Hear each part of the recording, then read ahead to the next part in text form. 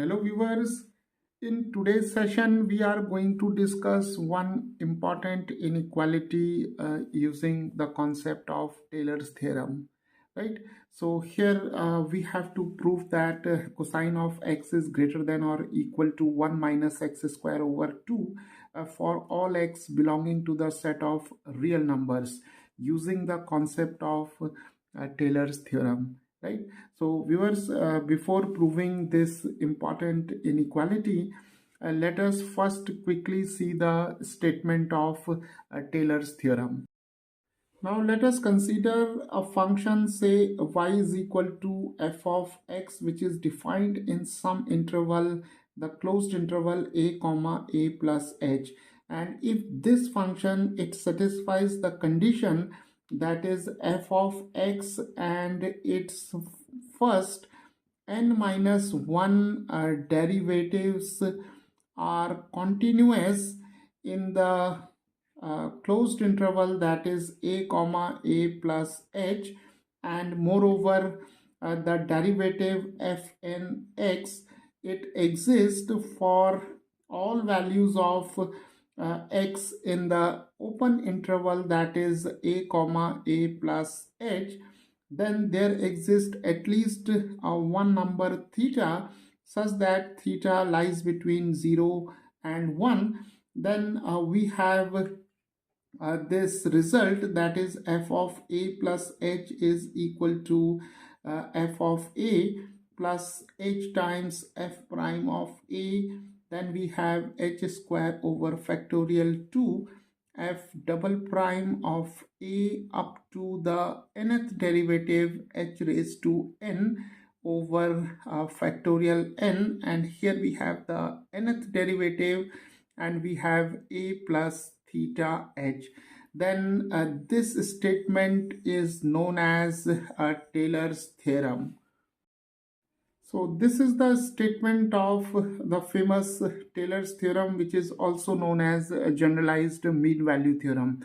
So what this theorem says, if we have a function y is equal to f of x, which is defined in some closed interval a comma a plus h, and if f of x and its first n minus 1 derivatives are continuous in the closed interval a comma a plus h, and f and x, it exists for all values of x in the open interval a comma a plus h, then there exists at least one number theta which lies between 0 and 1. Then we have f of a plus h is equal to f of a plus h times f prime of a plus h square over factorial 2h f of double prime of a up to the nth derivative h raised to n divided by factorial n, and here we have fn a plus theta h, right? So this form of Taylor's theorem is known as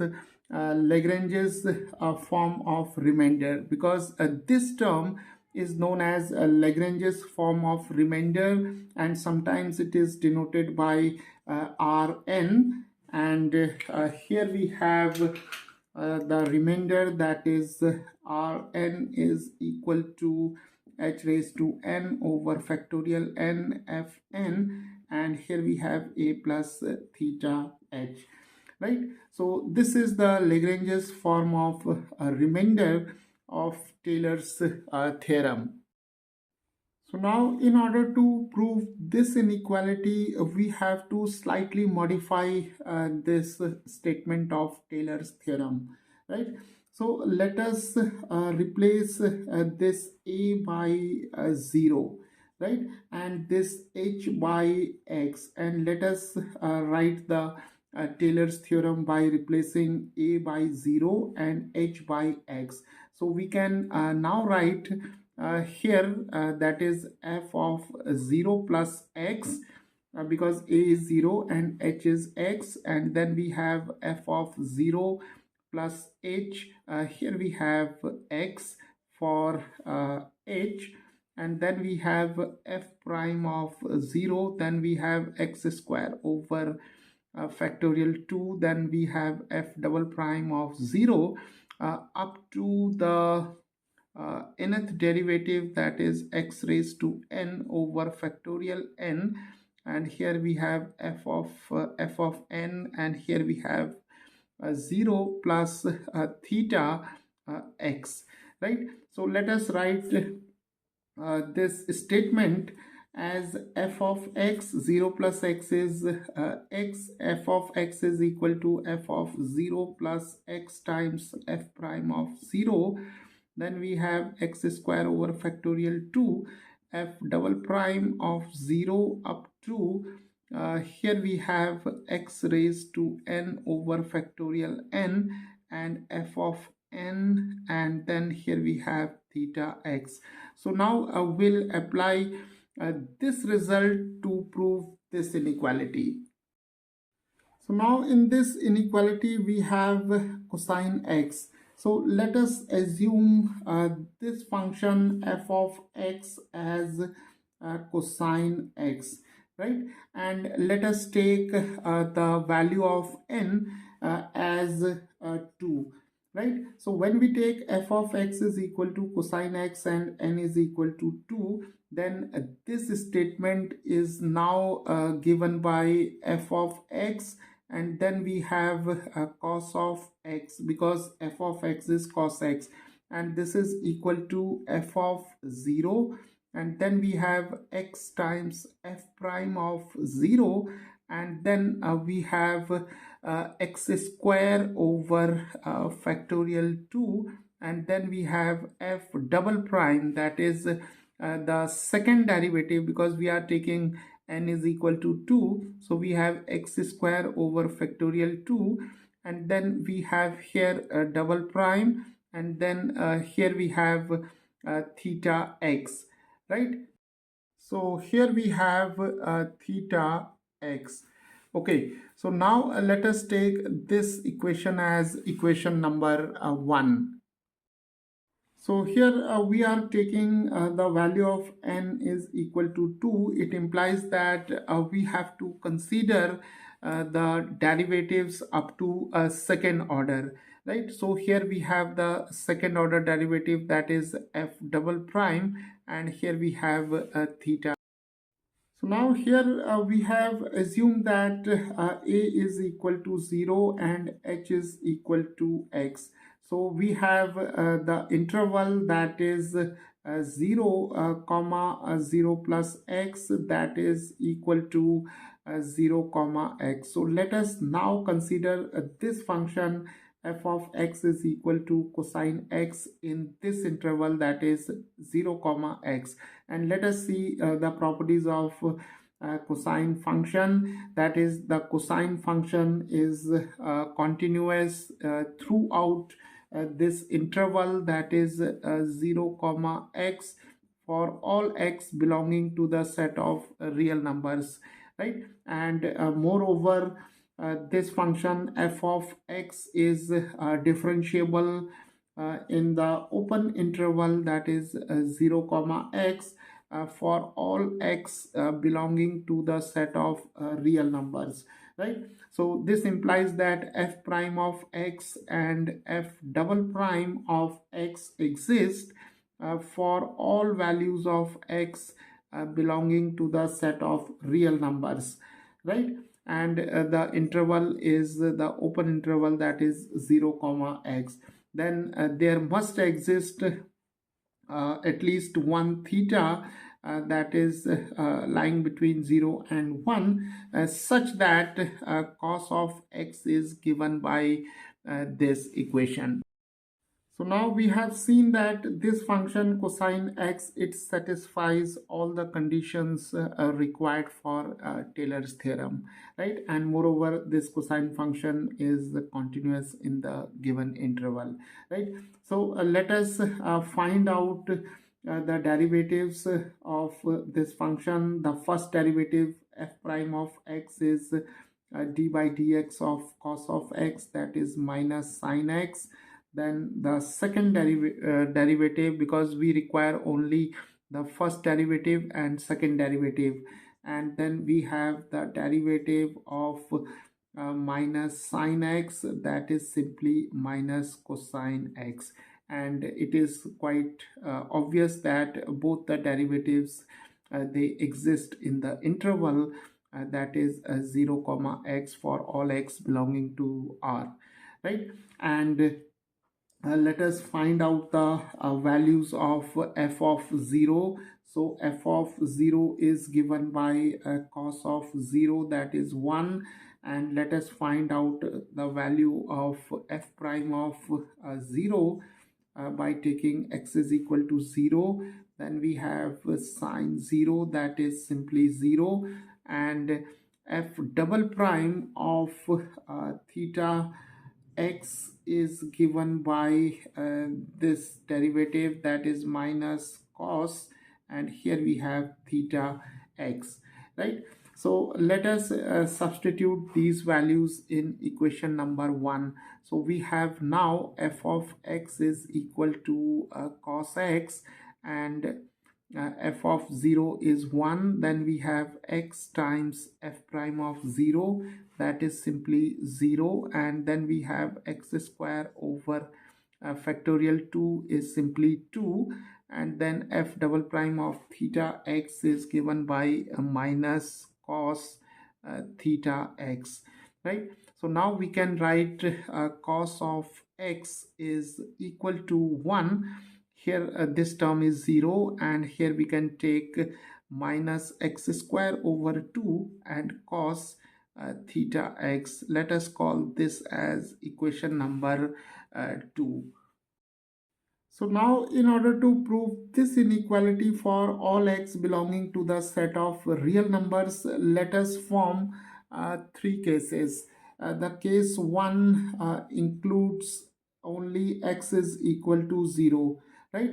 And case 2 can be taken for all x greater than 0, and case 3 can be taken for all x which are less than 0. So when we take x is equal to 0, x greater than 0, and x less than 0, then we can take care of the entire real number line, right? So let us first consider case number 1 when x is equal to 0. So when we take x is equal to 0 in this inequality, let us see the truth of this, or the validity of this inequality. So when we take cos x is equal to 0 in this inequality, then we have cosine 0 is greater than or equal to 1 minus 0 square over 2, and cos 0 is 1, and here we have 1 minus 0, that is 1 greater than or equal to 1, and this inequality, it suggests that 1 is equal to 1. So this is true, that is for x is equal to 0, this inequality is valid, because we have 1 greater than or equal to 1, and here this equality, that is 1 is equal to 1, is true, right? Now let us consider the case 2 when x is greater than 0.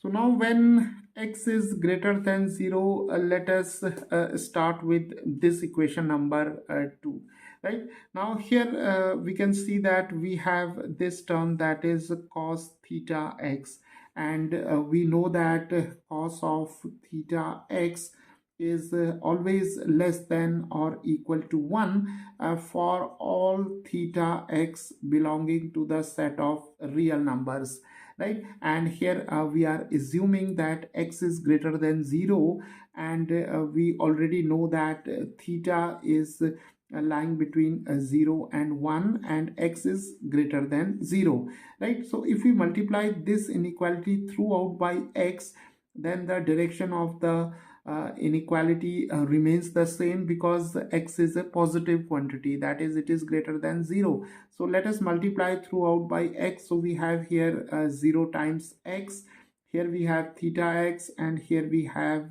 x. So we have here 0 and theta x, and here we have x, right? So when cos of theta x is less than or equal to 1 for theta x belonging to the set of real numbers, when x is greater than 0. So remember here x is greater than 0. So now if we multiply this inequality both sides by minus x square over 2, because here we have minus x square over 2.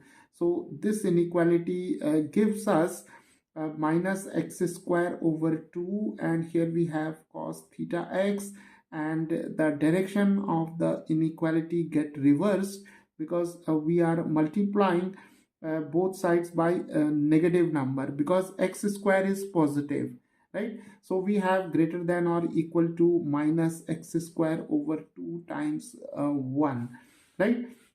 Okay, so now let us add 1 both sides. So we have 1 minus x square over 2 cos of theta x, and here greater than or equal to minus x square over 2, right? And since we are adding 1 to both sides, so here we have plus 1, right? And this expression is equal to cos of x. So we can now write cos of x is greater than or equal to 1 minus, we can write 1, then we have minus x square by 2.